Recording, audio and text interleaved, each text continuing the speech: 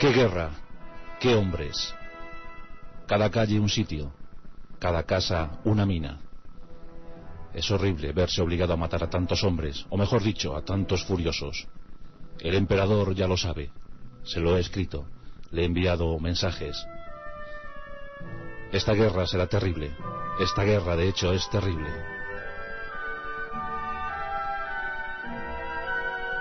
No sabremos cómo acabará, pero sí sabemos cómo ha empezado. Los intereses de Francia se ven comprometidos. La victoria da pena. Son las palabras del mariscal Lannes, jefe militar francés en el segundo sitio a la muy heroica villa y ciudad de Zaragoza.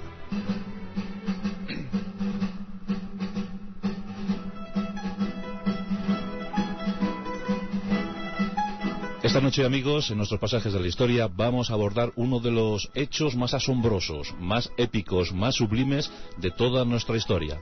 Benito Pérez Galdós lo calificó como la Numancia moderna, y a los zaragozanos como los numantinos de hoy en día. Vamos a hablar de los dos sitios de Zaragoza, donde apareció lo mejor y lo peor del género humano, donde murieron miles de personas en pos de un ideal, defendiendo un ideal, en un lado y en otro, en un bando y en otro. Dos sitios crueles, dos sitios sometidos a la guerra, a las inclemencias climáticas, a las enfermedades, ese tifus que acabó con tantos zaragozanos. Uno de esos episodios que no conviene olvidar. Esta noche estáis invitados a recordar esos episodios vividos entre junio de 1808 y febrero de 1809. Dos sitios donde aparecieron los héroes, y esos héroes eran zaragozanos.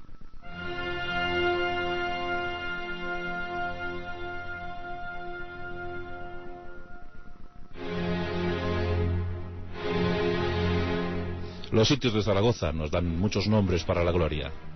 Uno de ellos, José Rebolledo de Palafox y Melzi, brigadier, guardia de corps y capitán general de Aragón, por mor de los acontecimientos.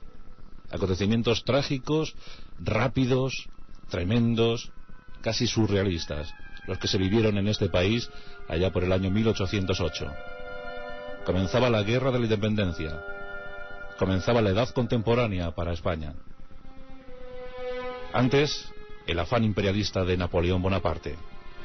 En 1807, con el pretexto de ir a luchar contra los portugueses, las tropas francesas irrumpieron en España. El propósito no era ir a Portugal, el propósito era quedarse y aniquilar cualquier sentimiento de unidad nacional que hubiera en este país. Napoleón quería España, quería quedarse con este gran portaaviones de Europa, y lo iba a conseguir, o por lo menos lo iba a intentar. Un pequeño obstáculo, la tenacidad, el tesón, la cabezonería de los españoles. Aquel nacimiento de las guerrillas, aquellos guerrilleros, aquellos soldados que se movían por sierras, por parajes, por llanos, por montañas. Frente a ellos, los bien uniformados, los bien preparados ejércitos franceses, invictos en cualquier territorio europeo. Lo habían conseguido, después de su Revolución Francesa, campañas por toda Europa. Habían estado en Egipto, habían vencido en Austerlitz, habían vencido en Marengo. ¿Quién se iba a oponer a los intereses de Napoleón? Carlos IV no era obstáculo. Su primer ministro Godoy había sido derrocado en marzo de 1808. Dicen que tras la conjura se encontraba el hijo de Carlos VII, Fernando VII. Carlos IV abdicó en su hijo, pero la trampa de Bayona hizo que Fernando quedara en territorio francés. Desde entonces sería el deseado. José Rebolledo, de Palafox y Melzi, pertenecía a la camarilla de amigos de Fernando VII e intentaba rehabilitar, recuperar a Fernando para el trono. Dicen que intentaron dirigirse a Bayona para comentarle qué debían hacer, qué instrucciones debían recoger. El 2 de mayo de 1808 la población madrileña se alzaba en armas. La reprimenda francesa fue muy severa. Más de 1000 fusilados en Madrid. Y otras ciudades iban sumando al esfuerzo. Al poco de la sublevación, las noticias llegaban a Zaragoza. Zaragoza era una ciudad próspera. Una ciudad de comienzos del 19, con 55.000 habitantes y con cosas que contar, con cosas que ofrecer. Una minoría burguesa muy asentada, muy acomodada. Una población que el 80% de ellos eran analfabetos, pero que desde luego eso no les privaba de tener ciertas comodidades, ciertos privilegios para la época. Zaragoza era una ciudad bella, una ciudad de calles pequeñas, intrincadas, que luego servirían para esos sitios. Tenía dos iglesias catedralicias, la Seo y el Pilar, el gran reducto del Pilar, la Basílica del Pilar. 40 conventos y monasterios. También la universidad, también la Academia de Artes y Oficios de San Luis. 2 periódicos y buena gente, muy buena gente, dedicada a la agricultura, a la ganadería, al comercio. Por cierto, en esa población de 55.000 personas había una colonia francesa, de origen francés, de un 10%, más o menos unos 7.000, 8.000 personas eran de origen francés. La ciudad era poco defendible. Los muros de Zaragoza consistían en tapias y casas con huertos, y prácticamente cualquier militar pues no debería presentar ningún problema, ninguna traba a la ocupación militar de Zaragoza. Nada hacía pensar lo que iba a ocurrir unas semanas más tarde de la sublevación madrileña, pero ocurrió. José Rebolledo de Palafox y Melsi, nacido en Zaragoza, se encontraba casualmente en su ciudad natal. La situación en Bayona no había sido nada halagüeña. ¿Qué hacer? ¿Qué decisiones tomar? La ciudad se iba a levantar en armas, por supuesto, pero con muy pocos efectivos. La guarnición zaragozana, la capitanía general, era muy pequeña, muy reducida, un cuadro de mandos de 113 oficiales, casi todos fuera de la ciudad, una compañía de fusileros con 178 hombres y unos 500-600 reclutas en la ciudad y en las afueras. Muy poca guarnición, apenas 800 efectivos. Con lo que no se contaba era con la predisposición de la población civil. Aquí hay que hablar de algunos líderes populares. Es el caso de Jorge Ibor, más conocido por todos como el tío Jorge, un hombre de alpargata y cachirulo, un hombre dispuesto a levantar a sus paisanos en armas contra la ocupación francesa. Como os he dicho, Palafox era adicto a Fernando VII, era amigo de Fernando VII. En mayo de 1808, el 26 de mayo de 1808, el tío Jorge anima a Palafox a convertirse en capitán general de Aragón. Durante unos meses, Palafox iba a ser la máxima autoridad del país en Aragón. Darían fieras muestras de heroísmo. La cabezonería de un Palafox de 33 años iba a dar al traste con muchas de las aspiraciones francesas. Porque los franceses se las prometían muy felices. La ocupación española estaba siendo muy rápida. Las tropas que había enviado Napoleón no es que fueran las más eficaces. Esas que en tiempos del Imperio Romano se hubiesen llamado tropas auxiliares. Y las que se acercaban a Zaragoza eran casi todas de origen polaco. Regimientos polacos del Vístula se acercaban a la ciudad zaragozana.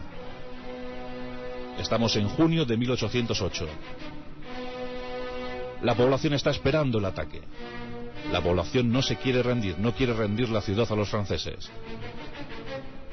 En la ciudad había, ya os digo, poca guarnición, pero había un buen polvorín. Ese polvorín lo encontramos en el castillo de la Aljafería. En la Aljafería se encontraban 25.000 fusiles y unos 80 cañones.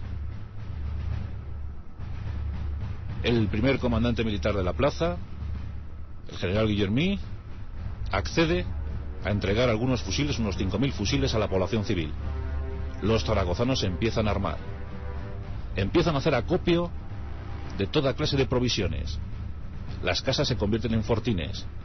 Los conventos, los monasterios también. Trincheras por todas las calles. Se levantan empalizadas. Todo está preparado. La ciudad es dominada por 3 lomas. 3 lomas que desde luego se ponían a tiro a la ciudad para cualquier cañón francés. Recordemos que en Zaragoza está el río Ebro, el río Huerva y esas 3 lomas. Los franceses se acercan, eran unos 10.500. Toman posiciones en las 3 lomas. Sitúan 38 cañones de sitio, 38 cañones de grueso calibre. Y en principio los generales franceses, ahí estaba Lefebvre, pues piensan que aquello no va a ser difícil, que la ciudad será tomada en pocas horas, en pocos días a lo sumo. Y no eran malos generales los franceses. De ahí estaba Verdier, por ejemplo.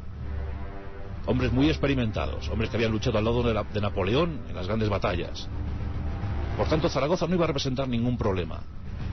Zaragoza era una ciudad grande, con 8 puertas, una de ellas la del Portillo, de la que hablaremos ahora. Ahí estuvo Agustina. Y bueno, pues en principio una salva de cañones y un ataque de caballería sería suficiente para acabar con la resistencia zaragozana. Pero no contaban con el espíritu, con el alma de Aragón, y ese se encontraba concentrado en Zaragoza. El 15 de junio de 1808, un regimiento de caballería polaco lanza el primer ataque contra Zaragoza.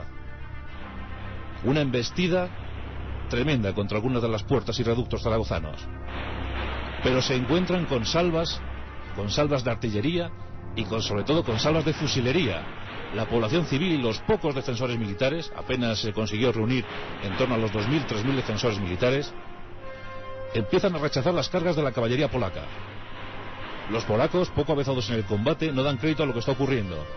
Hombres, mujeres, hasta niños, disparando, repeliendo ataques de la bien organizada caballería. Los franceses no dan crédito a lo que ha ocurrido. A todo esto, Palafox intenta atacar la retaguardia de los franceses.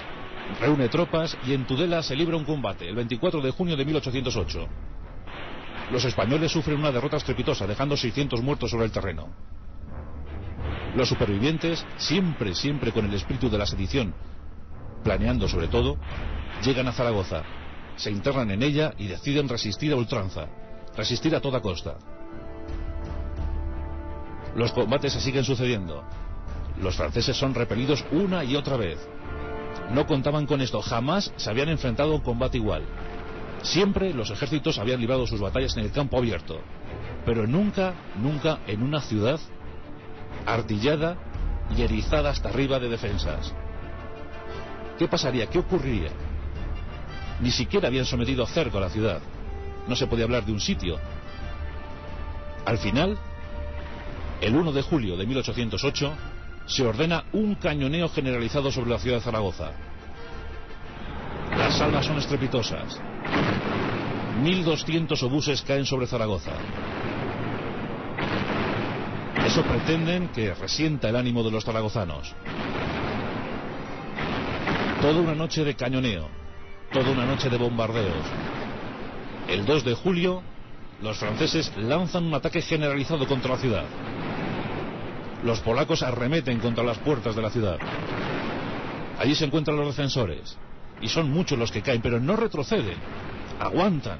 Muchas posiciones son dominadas cuando cae el último de los defensores. Mueren a decenas. Nos encontramos el 2 de julio en la puerta del Portillo. Allí una batería de cañones españoles intenta defenderse a duras penas.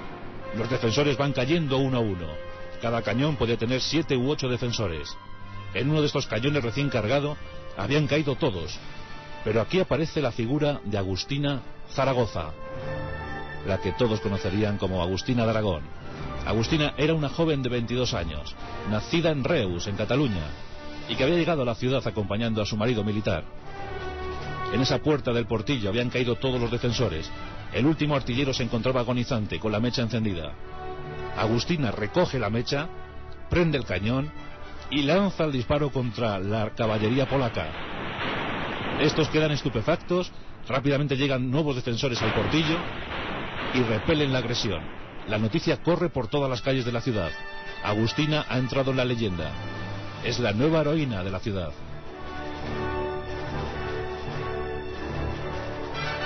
Los defensores aunan esfuerzos. Aprenden a disparar sobre la marcha. Aprenden a matar sobre la marcha. Los franceses siguen estupefactos. Napoleón se entera de la noticia. No puede soportar esa vergüenza y ordena someter a un sitio feroz a la ciudad. Las operaciones comienzan el 3 de julio. Se va a crear una línea de trincheras que se irá acercando progresivamente a la ciudad de Zaragoza. Los franceses comienzan a construir las trincheras. Se van acercando metro a metro, paso a paso. Los cañoneos siguen, los ataques, las incursiones. Mientras tanto van rapiñando los pueblos cercanos a Zaragoza. Los zaragozanos en una de estas talan todos los olivares que hay cerca de Zaragoza. 700 metros de olivares son talados para evitar que sirvan de refugio a los franceses. El 12 de julio de 1808 se completa el cerco a la ciudad de Zaragoza. Zaragoza queda aislada. Parece todo perdido. Las provisiones empiezan a escasear, las municiones también. El 20 de julio Palafox tiene que reprimir un intento de capitulación, un intento de sublevación contra él mismo para entregarse a los franceses. Muchos subversivos son recluidos en prisión. Por fin, el 1 de agosto, Napoleón está muy enojado. Envía nuevos refuerzos a los franceses. Ya son más de 15.000 los que rodean Zaragoza. El 2 de agosto se lanza un nuevo ataque generalizado contra Zaragoza. Y nuevamente es repelido, aunque el 40% de la ciudad es capturado. Zaragoza había sufrido muchos avatares. Por ejemplo, el 27-28 de junio había estallado el polvorín, destruyendo casi la totalidad del barrio de la Magdalena. Pero aún así los zaragozanos seguían resistiendo. A esto llegan las noticias de la derrota francesa en Bailén. Parece que José Bonaparte, el rey francés, el hermano de Napoleón, tiene que huir de Madrid. Eso es al menos la noticia que llega al cerco de Zaragoza. Las noticias hablan de una seria reprimenda en Bailén. Conviene la retirada. Los franceses optan por la retirada. Sus cañones de sitio son lanzados al Canal Imperial. Allí los dejan y huyen. La retirada es más o menos moderada. Palafox los persigue con 4.000 hombres. El 14 de agosto se puede dar por finalizado el primer sitio a Zaragoza. La victoria es total para los zaragozanos. Sobre el terreno quedan muertos 3.000 franceses. El precio que pagaron los zaragozanos fue de 2.000 víctimas. 5.000 muertos en el primer sitio de Zaragoza.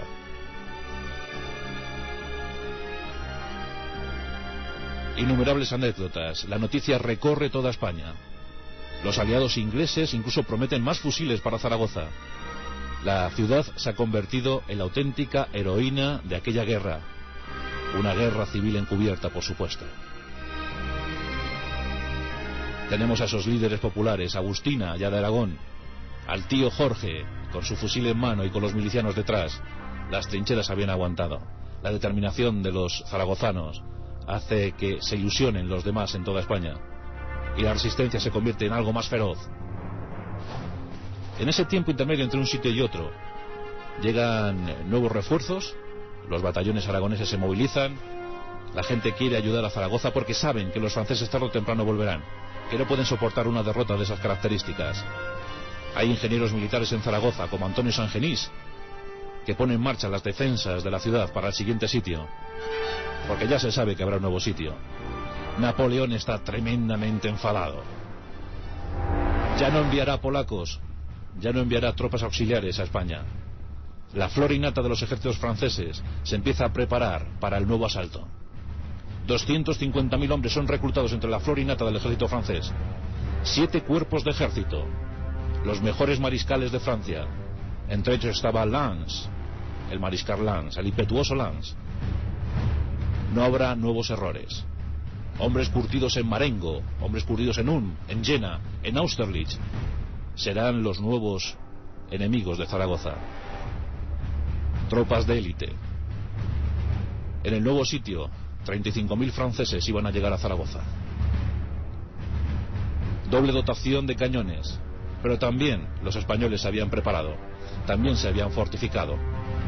Se acercaba el invierno de 1808. Un hecho tremendo que desanimó muchísimo a los zaragozanos fue que el 15 de noviembre moría el tío Jorge, uno de sus baluartes, uno de sus espíritus de aquellas jornadas. El 30 de noviembre las tropas francesas habían llegado ya a Zaragoza. Comienza el segundo sitio, el más cruel, el más atroz, el más surrealista. Comienzan las fortificaciones en torno a la ciudad.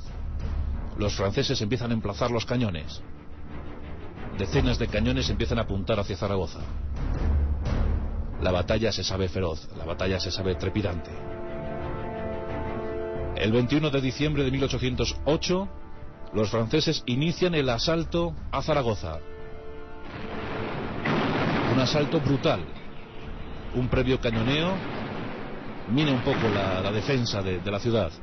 Las fortificaciones no se habían podido completar. Aún así, los zaragozanos se encuentran de nuevo dispuestos a la trinchera, dispuestos al fortín, dispuestos al reducto, dispuestos a morir hasta el último de sus habitantes. Algunos habitantes de Zaragoza habían escapado al rigor de la guerra, pero muchos militares habían llegado a la ciudad. Sobre todo los provenientes, después de la segunda batalla de Tudela el 23 de noviembre, provenientes de aquella batalla. En total se puede decir que había 30.000 militares españoles en la ciudad cuando se inicia el segundo sitio, 15.000 milicianos y unos 30.000 habitantes. No estaba nada mal la cifra, pero los rigores iban a ser extremos. El cañoneo es incesante. Son decenas las bombas que caen sobre Zaragoza. Se calcula que en el segundo sitio de Zaragoza más de 20.000 bombas cayeron sobre la ciudad. Más de 20.000 bombas, ¿os imagináis? Los reductos iban resistiendo. El 29 de diciembre llega la fatalidad para la ciudad. Se declara con toda virulencia una epidemia de tifus, supuestamente por las aguas envenenadas. Las bajas comienzan a ser muy numerosas. En esos días, más de 100 zaragozanos mueren cada día. Pero continúan resistiendo. La bruma lo envolvía todo. El frío, la nieve. Zaragoza estaba más aislada que nunca. Siempre con la esperanza de recibir refuerzos, nunca llegaron. El 10 de junio se ordena el mayor bombardeo sobre Zaragoza. El 10 de enero, los zaragozanos quedaron sometidos a una rigurosidad extrema, pero aguantaban. Los asaltos se sucedían, uno tras otro, eran repelidos. El 11 de enero, cerca del Pilar, muere Antonio Sangenís. Iban cayendo las grandes figuras, una tras otra. El 17 de enero, se acaba la carne y el pan en Zaragoza. Los muertos son 300 diarios. ¿Qué pasará? ¿Qué ocurrirá? Por fin, el 29 de enero, se inicia el gran asalto, una ofensiva total, 28-29 de enero, una ofensiva total sobre Zaragoza. Tropas de élite llegan a las puertas de Zaragoza, se internan en ella, los barrios van cayendo. Los barrios que más sufrieron fueron sin duda el de la Magdalena y el de Santa Engracia. Pero los zaragozanos no cejaban en su empeño. Cada casa se había convertido en un reducto. Casamatas, auténticas casamatas. Los zaragozanos utilizaron mucho el fuego para repeler el ataque francés. Los soldados franceses, como os decía antes, muy acostumbrados al terreno libre, a luchar en campo abierto, nunca habían luchado así. Era una guerra cruel, una guerra sin cuartel, una guerra devastadora. En cada casa, cada familia disparaba desde las ventanas. Cuando perdían el suelo, se subían a los tejados y seguían luchando desde allí. Los franceses decían entre ellos que se enfrentaban sin duda alguna a demonios. Cada zaragozano era capaz de repeler el ataque de 3 o 4 franceses. Cuando faltaba el fusil se utilizaba la navaja cabritera. Algunos se fueron retirando a los últimos reductos en el barrio de San Pablo, el menos castigado, el menos hostigado. El 40% de la ciudad ya había caído en manos francesas. Pero desde cada casa aparecía un francotirador que seguía defendiendo, seguía luchando. Huerto tras huerto, casa tras casa. Los palacios eran incendiados. Os podíais imaginar que las situaciones eran grotescas. En la noche, cuando se realizaban ataques nocturnos, el fuego lo iluminaba todo. Iban cayendo las trincheras una tras otra, pero solo así, una tras otra. Ataques, repliegues, y las defensas no cedían, y los refuerzos no llegaban. El 6 de febrero de 1809, los franceses intentan dar un golpe moral a los zaragozanos y bombardean el Pilar, bombardean la Basílica del Pilar. Los zaragozanos están estupefactos. Hasta ahí quieren llegar los franceses, hasta destrozar sus creencias. En torno a la Virgen del Pilar aguantan todavía miles de zaragozanos. Apenas hay municiones, no hay comida, pero siguen aguantando. El tifus se los va llevando a centenares. Algo sublime, algo que jamás vieron los tiempos. Los franceses seguían todavía atónitos ante lo que se tenían que enfrentar. Pero poco a poco iban acabándose las municiones y las defensas y el ánimo. El 19 de febrero de 1809, Palafox contrae el tifus. Todo parece perdido. No hay nada que oponer ya a los franceses. El 20 de febrero se negocia la capitulación. El 21 de febrero los franceses entran en la ciudad y toman lo poco que queda en ella. Y eso no es otra cosa sino el tesoro de la Virgen del Pilar, el tesoro del Pilar. La imagen es dantesca. Los franceses habían perdido casi 10.000 hombres, 10.000 soldados de élite, 10.000 soldados que iban a ser o que hubiesen sido muy necesarios para la guerra en España. Pero las bajas en el lado zaragozano superaban con creces todo esto. En ese segundo asedio, 6.000 zaragozanos habían muerto en combate. 6.000. Los franceses se encontraron con 26.000 víctimas de la enfermedad o de las heridas de guerra. Aquella ciudad floreciente, en junio de 1808, se había convertido en un amasijo de ruinas. De los 55.000 habitantes de Zaragoza, tan solo quedaban 12.000. Las muertes en ese segundo sitio habían ascendido a 54.000. Aún así, 12.000 defensores a ultranza de la ciudad se negaron a presentar fidelidad al rey José Bonaparte. 12.000 personas que fueron conducidas con el calificativo de fanáticos a Francia. Los franceses fusilaron en ese camino a 250 y la enfermedad se encargó de eliminar a otros 300 cada día. Muy pocos llegaron al cautiverio. Uno de los cautivos era José Rebolledo de Palafox y Mercy. Víctima del tifus, no recibió atención médica, fue tratado más o menos como un prisionero de guerra, recluido en el castillo de Vicent con el seudónimo de Pedro Mendoza. En él permaneció cautivo hasta el 8 de diciembre de 1813, que fue liberado. Los sitios de Zaragoza. En la guerra de la independencia española murieron entre 500.000 y 600.000 españoles. El 10% de las bajas se produjo solo en la ciudad de Zaragoza. Los franceses perdieron 120.000 hombres. El 10% de sus bajas solo en la ciudad de Zaragoza. Nombres como el tío Jorge, nombres como Manuela Sancho, nombres como Agustina Zaragoza, Agustina de Aragón, nombres como José de Palafox y Belsi. Nombres que pasaron a la historia de la épica. Militares, civiles, unidos por la misma causa. La causa simplemente de ser libres, la causa de sobrevivir, la causa de no ponerse o de no enfrentarse a situaciones que no eran pues muy deseables para ellos. Zaragoza quedó reducida casi a la nada. Sus 12.000 supervivientes intentaron aguantar lo que quedaba de guerra y tardaron muchísimos años en recuperar el esplendor inicial. Pero Zaragoza fue el estímulo. Zaragoza fue la nota predominante a lo largo de toda la guerra de independencia. Por fin, en 1813, los franceses abandonaban España. Y Zaragoza entraba en la leyenda de lo sublime.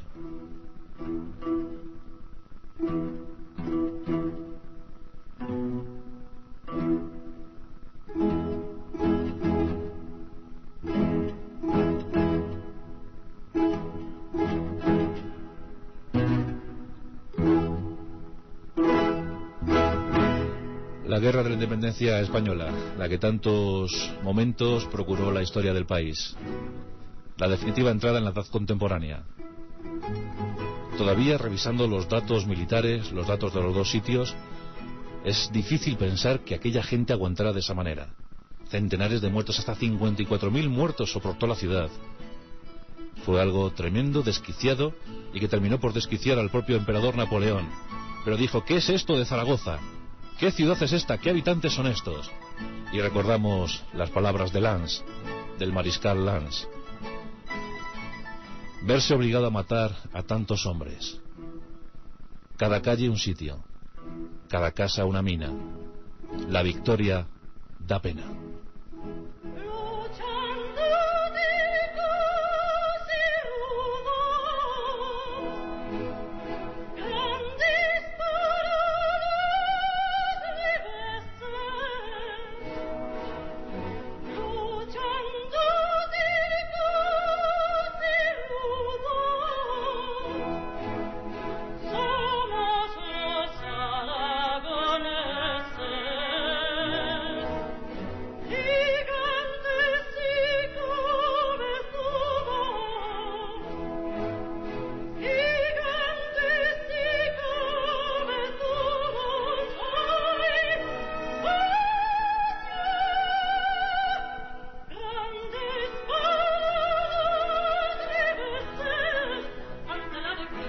Y la imagen final la dejamos en esa Plaza de los Sitios, ese monumento modernista que se levantó en 1908, en el centenario de los Sitios.